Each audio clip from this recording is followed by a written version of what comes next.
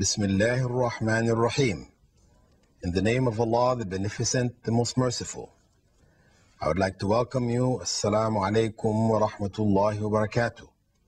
May Allah's peace and blessings be upon you. And with that welcome, I introduce you to another in the series, Understanding Islam. And in this segment, we'll be continuing with the concepts which we developed in the earlier segments, which had to do with the particular features about Islam which prove that Islam, in fact, is the true religion of God.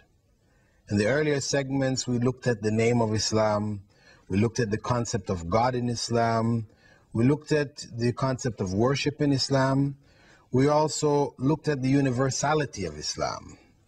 In this segment, we're continuing on from the concept of the universality, that Islam is something attainable by anyone, anywhere. The question arises, if the foundation of belief in Islam is that belief in God, and a correct belief in God, we said, then how can people find God? If they're born in environments where people may be their families or their society may be worshiping idols or trees or planets or people or whatever, how does a person through all that find God? Well, what Islam teaches, as is clearly stated in the Quran, in the 7th chapter, known as Al-A'raf, verses 172 and 173, God says in the Quran that when He created Adam, He took from Adam all of Adam's descendants. This is in the spiritual form.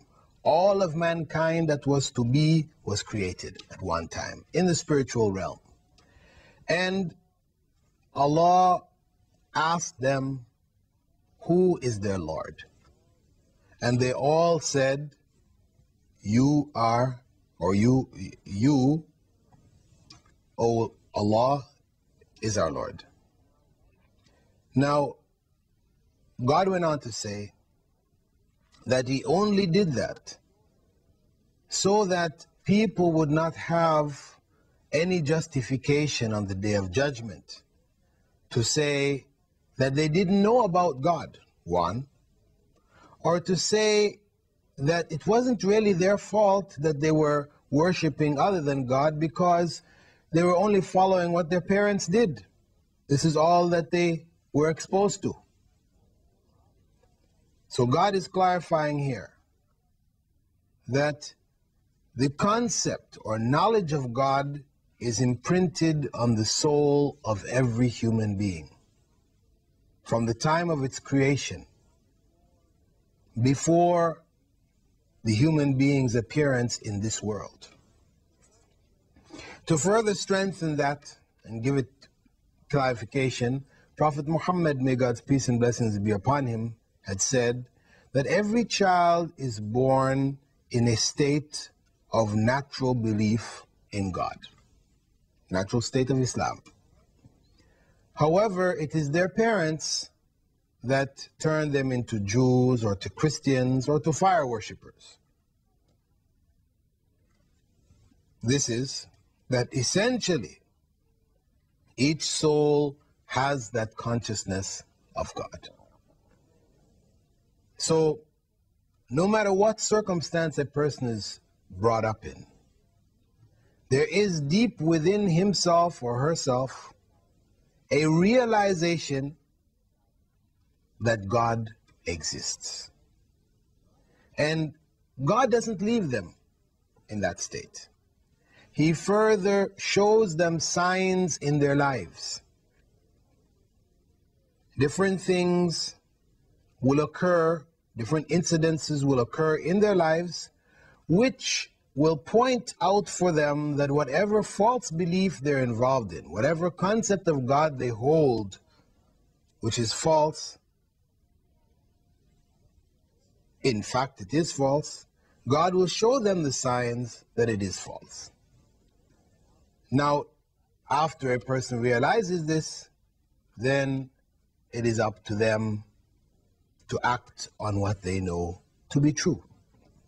For example, if we were to take the case of a young man brought up in the middle of the jungles of South America. In his tribe, they worship an idol. Now, one day, this young man, he goes into the hut in which the idol is kept. And as he sits down to worship this idol, a dog comes walking into the hut. And when it reaches next to the idol, it lifts up its leg and urinates on the idol. When the young man sees this, he's very upset. He chases the dog out of the hut. Terrible thing that it did. But he has to think. This idol which he is worshipping, could this be the creator of the universe, unable to stop a dog from urinating on it? This is a sign for that young man. I mean, we may not consider this to be a sign of God, but in fact, in his particular case, that was a sign for him that the idol that he is worshipping is not God.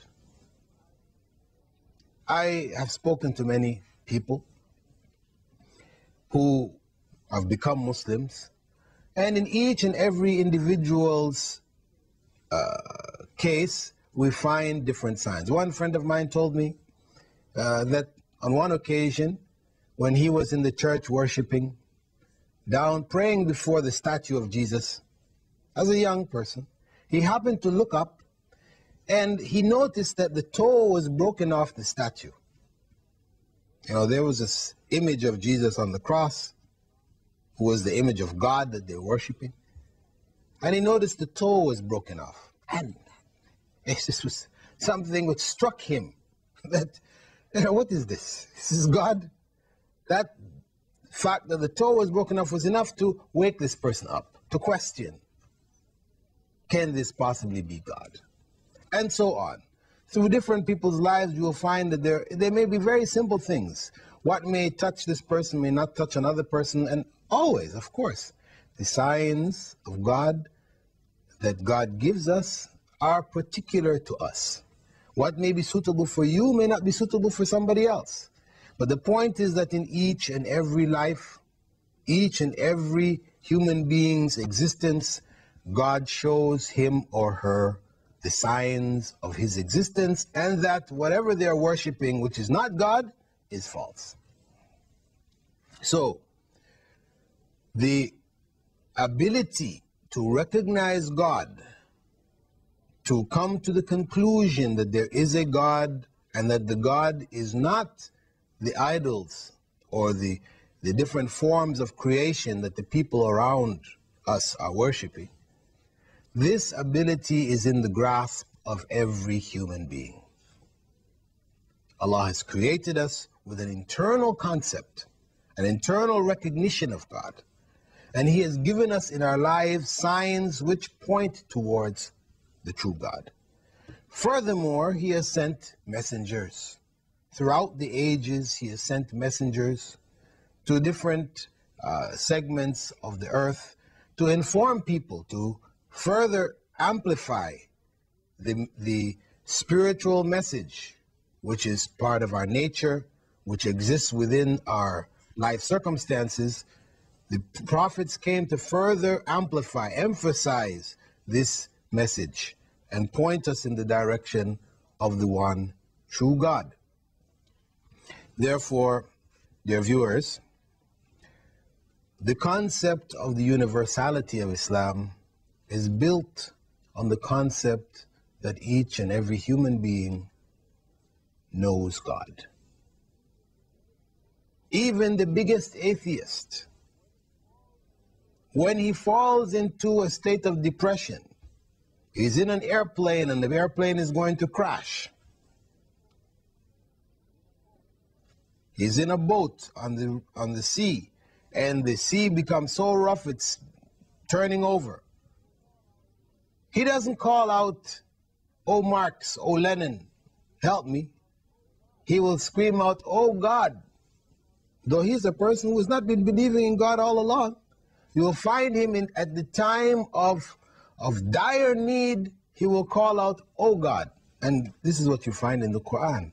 Allah speaks about this in many places.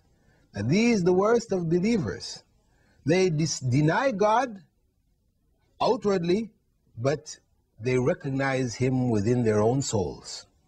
And when they find themselves in states of calamity, they call out to him.